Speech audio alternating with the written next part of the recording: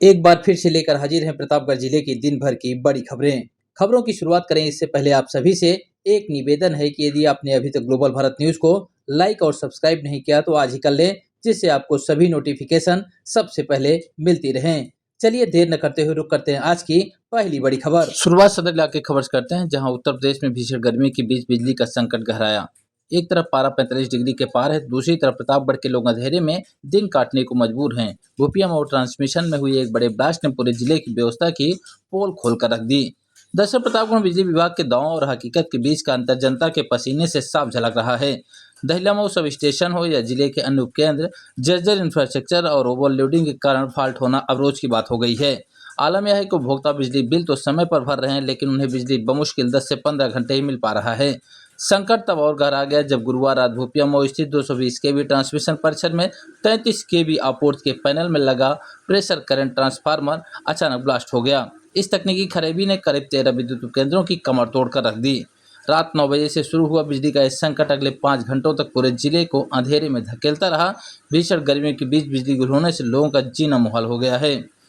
हालत की गंभीरता को देखते हुए विभाग हरकत में आया है। अधीक्षण अभियंता ने न केवल पूरी रात कर्मचारियों की मॉनिटरिंग किया, बल्कि खुद आधी रात को फील्ड पर निकलकर स्थिति का जायजा ले रहे हैं। उन्होंने आश्वासन दिया है कि इस समस्या को दूर करने के लिए युद्ध स्तर पर काम जारी है और रात में बाधित आपूर्ति की भरपाई दिन के समय की जा रही है। सुनिए क्या कुछ कहा अधीक्षण अभियंता छल बिहारी ने। इसमें मैं बताना चाहूंगा कि जो इस समय तो भीषण गर्मी भी है, जैसा आप लोग भी सभी संज्ञानित है इस चीज के लिए, गर्मी ज्यादा पड़ रही है और तो उसकी वजह से बिजली की डिमांड बढ़ी हुई है। रात में कुछ इमरजेंसी रोस्टिंग कराई जा रही है इसके लिए, और लेकिन जो हम लोगों का रूरल का शेड्यूल है 18 घंटे सप्लाई का, तहसील लेवल पे 21.5 घंटे का, तो हम लोग उसकी पूरी भरपाई करके, मतलब जो रात में कटौती हो रही है उसकी भरपाई दिन में कर रहे हैं। जो हम लोगों का शेड्यूल है 18 घंटे, जो वो हम लोग पूरी कर रहे हैं। दिन में दे करके सप्लाई रात में अगर कर रहे तो हम उसकी पूर्ति दिन में कर रहे हैं। मतलब ग्रामीण क्षेत्रों में भी 18 घंटे 21.5 घंटे तहसील लेवल पे विद्युत आपूर्ति की जा रही है। विद्युत आपूर्ति जो शासन के मंशा के अनुरूप जो रोस्टर बना हुआ है, जो शेड्यूल बना हुआ है, वो हम लोग फॉलो कर रहे हैं।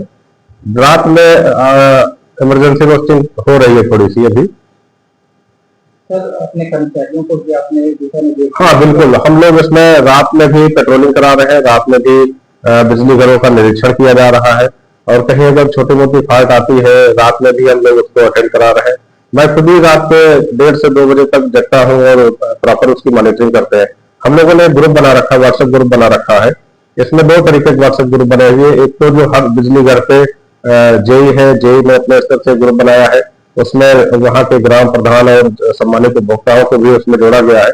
जो भी कहीं इमरजेंसी रोस्टिंग होती है या ब्रेकडाउन होते हैं तो उसकी सूचना उस ग्रुप पे डाल दी जाती है कि कितने घंटे में सप्लाई रिजॉल्व हो जाएगी, या कोई अगर फीडर बंद किया गया है तो क्यों बंद किया गया उसका कारण बताते हुए वो चीजें जेई के स्तर पे भी इसकी मॉनिटरिंग हो रही। और हम लोग भी एक वर्कफोर्स ऐप जो है पूरा डिस्कॉम का बना हुआ है, तो ये कारपोरेशन लेवल पे भी एक्टिव है। तो उसमें भी जब फीडर को बंद किया जाता है तो उसका उसमें एंट्री किया जाता है, फीडर बंद हुआ है तो कितनी देर बाद चालू हो जाएगा, तो उससे पता लग जाता है हमारा इस समय कौन कौन से फीडर बंद है। तो इसकी मॉनिटरिंग करने के लिए हमने एक और ट्रांसमिशन वालों से भी एक ग्रुप बनवाया है, जिसमें सारे अवर अभियंता और एसडीओ और एक्सीएन, मैं खुद जुड़ा हुआ हूँ उसमें।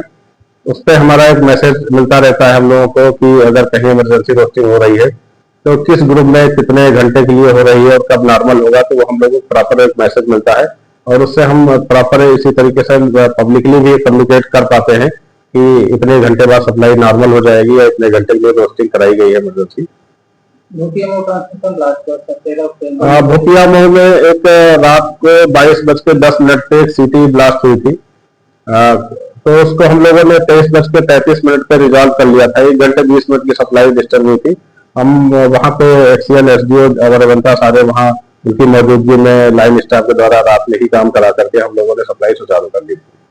खबरों में आगे बढ़ते हैं, बात करेंगे सदर इलाके की अगली खबर, जहां भाजपाइयों ने कांग्रेस प्रदेश अध्यक्ष का पुतला फूका, की नारेबाजी। दरअसल बाबागंज में शनिवार को सुबह भारतीय जनता युवा मोर्चा के जिला अध्यक्ष अंशुमान सिंह के नेतृत्व में कार्यकर्ताओं ने कांग्रेस प्रदेश अध्यक्ष अजय राय द्वारा प्रधानमंत्री मोदी और महोबा एसपी के खिलाफ की गई अभद्र टिप्पणी के विरोध में जोरदार प्रदर्शन किया।